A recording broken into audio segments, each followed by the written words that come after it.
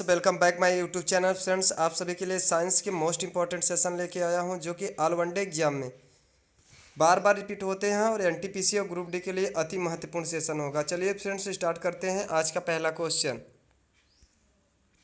चलिए देखते हैं पहला क्वेश्चन। फाइकोलॉजी के तहत विज्ञान के किस शाखा का अध्ययन किया जाता है? तो इसका राइट आंसर हो जाएगा शैवालों का अध्ययन किया जाता है। चलिए फ्रेंड्स अगर पूछ लिया जाए कवकों का अध्ययन किसके अंतर्गत किया जाता है तो माइकोलॉजी के अंतर्गत किया जाता है। अगर पूछ लिया जाए झाड़ियों का अध्ययन किसके अंतर्गत किया जाता है तो डेंडोलॉजी के अंतर्गत झाड़ियों का अध्ययन किया जाता है। अगर पूछ लिया जाए फलों का अध्ययन किसके अंतर्गत किया जाता है तो पोमोलॉजी के अंतर्गत फलों का अध्ययन किया जाता है।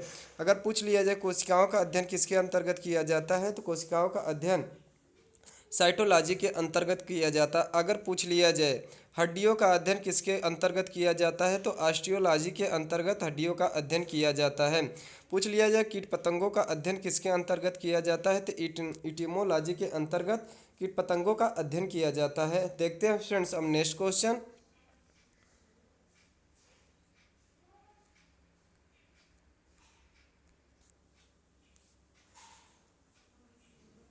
रेड लेड का रासायनिक सूत्र क्या है या क्या होता है तो इसका राइट आंसर हो जाएगा Pb3O4 होता है। देखते हैं फ्रेंड्स नेक्स्ट क्वेश्चन। मानव शरीर में विटामिन के का निर्माण किस अंग में होता है तो इसका राइट आंसर हो जाएगा कोलन में। कोलन में बैक्टीरिया द्वारा यह निर्माण होता है। चलिए फ्रेंड्स देखते हैं नेक्स्ट क्वेश्चन। विटामिन के की कमी से कौन सा रोग होता है? विटामिन के की कमी से होता है रुक और क्या होता है रक्त का थक्का न जमना होता है। चलिए फ्रेंड्स देखते हैं नेक्स्ट क्वेश्चन। सूर्य सदैव पूर्व से निकलता है क्योंकि क्योंकि पृथ्वी पश्चिम से पूरब की ओर घूमती है, इसलिए क्या करता है सूर्य पूरब की ओर से सदैव निकलता है। चलिए फ्रेंड्स देखते हैं अब नेक्स्ट क्वेश्चन।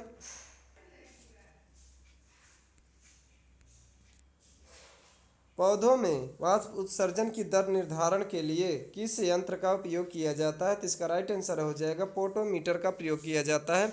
देखते हैं फ्रेंड्स अब नेक्स्ट क्वेश्चन। हरे पौधों में प्रकाश संश्लेषण की इकाई क्या कहलाती है तो इसका राइट आंसर हो जाएगा क्वांटोसोम कहलाती है। चलिए फ्रेंड्स अब देखते हैं नेक्स्ट क्वेश्चन। पृथ्वी का औसत घनत्व क्या है तो इसका राइट आंसर हो जाएगा 5.5 ग्राम प्रति घन सेंटीमीटर होता है। चलिए फ्रेंड्स देखते हैं नेक्स्ट क्वेश्चन।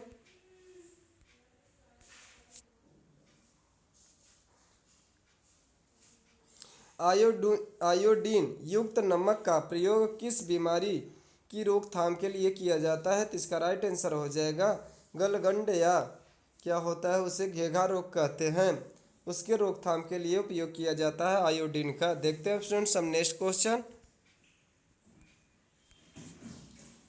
विद्युत मोटर का क्या कार्य है तो इसका राइट आंसर हो जाएगा विद्युत ऊर्जा यांत्रिक ऊर्जा में रूपांतरण करना, यानी कि विद्युत ऊर्जा को यांत्रिक ऊर्जा में क्या करना होता है यांत्रिक ऊर्जा में रूपांतरण करना या परिवर्तन करना होता है। चलिए फ्रेंड्स देखते हैं नेक्स्ट क्वेश्चन।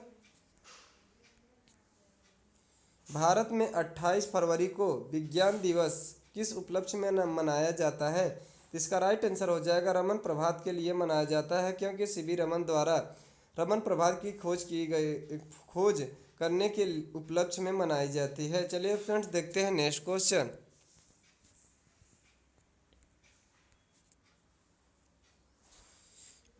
7 नवंबर 1888 भारत के किस महान वैज्ञानिक का जन्म दिन है तो इसका राइट आंसर हो जाएगा डॉक्टर सीवी यानी कि सीवी रमन का है, वैज्ञानिक सीवी रमन का है जिन्होंने रमन प्रभात की खोज की थी।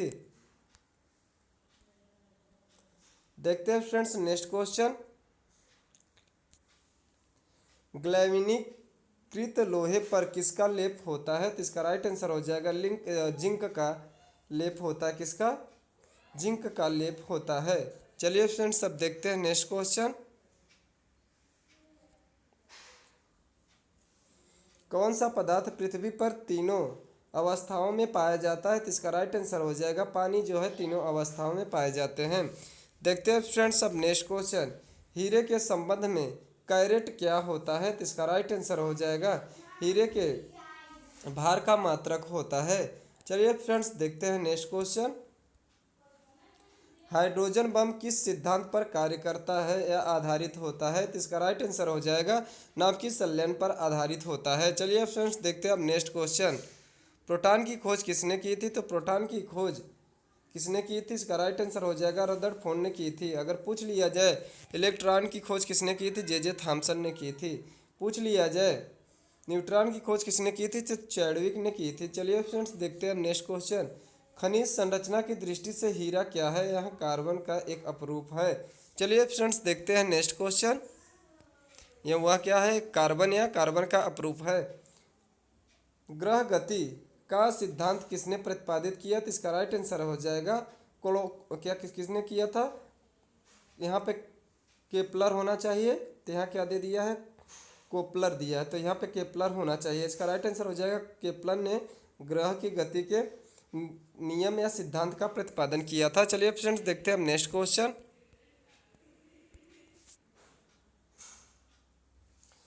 एक वृत्ताकार वलय का गुरुत्व केंद्र कहाँ होता है? तो इसका राइट आंसर हो जाएगा वलय वृत्त के केंद्र पर होता है। चलिए फ्रेंड्स देखते हैं नेक्स्ट क्वेश्चन। मानव रक्त का पीएच मान कितना होता है? तो पीएच मान होता है 7.4 होता है। और आंसू का पीएच मान पूछ लिया जाए कितना होता है? तो 7.4 यह भी होता है।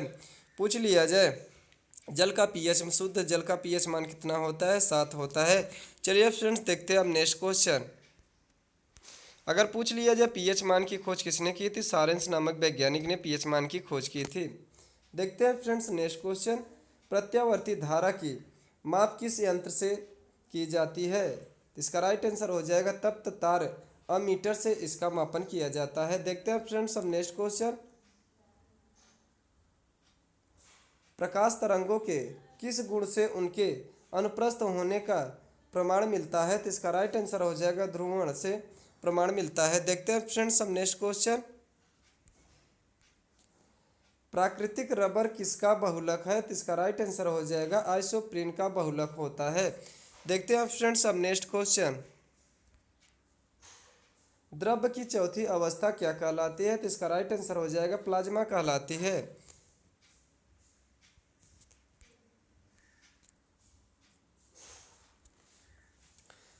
चंद्रमा पर वायुमंडल न होने का क्या कारण है? तो इसका राइट आंसर हो जाएगा वहां पर सभी गैसों का वर्ग माध्य मूल वेग उनके पलायन वेग से अधिक होता है, इसलिए क्या होता है? वायुमंडल ना होने का कारण है। चलिए फ्रेंड्स देखते हैं नेक्स्ट क्वेश्चन, यानी कि वायुमंडल नहीं रहता।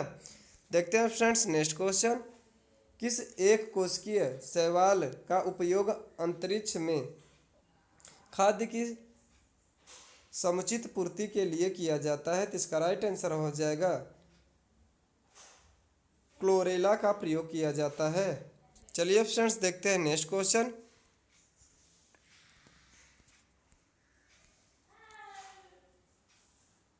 राइफल चलाने पर लगने वाला झटका किसके कारण या किसके संरक्षण का उदाहरण है? तो इसका राइट आंसर हो जाएगा रेखीय संवेग संरक्षण का उदाहरण है। चलिए फ्रेंड्स देखते हैं अब नेक्स्ट क्वेश्चन। प्रयोगशाला में सर्वप्रथम जीन शब्द या जीन का संश्लेषण करने वाला वैज्ञानिक कौन है? तो इसका राइट आंसर हो जाएगा हरगोविंद खुराना है। चलिए फ्रेंड्स देखते हैं नेक्स्ट क्वेश्चन। मनुष्य के मस्तिष्क का सबसे बड़ा भाग होता है, क्या होता है? इसका राइट आंसर हो जाएगा प्रमस्तिष्क होता है, जिसे हम अग्रभाग कहते हैं। इनको कितने भागों में बांटा गया है? 3 भागों में बांटा गया है। पूछ लिया जाए मस्तिष्क का सबसे बड़ा भाग कौन सा होता है? अग्र मस्तिष्क होता है। और सबसे छोटा भाग कौन सा होता है? मध्य मस्तिष्क होता है। पूछ लिया जाए उसके बाद कौन सा होता है? तो क्या होता है? पश्चिम मस्तिष्क होता है। देखते हैं फ्रेंड्स नेक्स्ट क्वेश्चन। मस्तिष्क को कितने भागों में बांटा गया है? 3 भागों में बांटा गया है। चलिए फ्रेंड्स देखते हैं नेक्स्ट क्वेश्चन।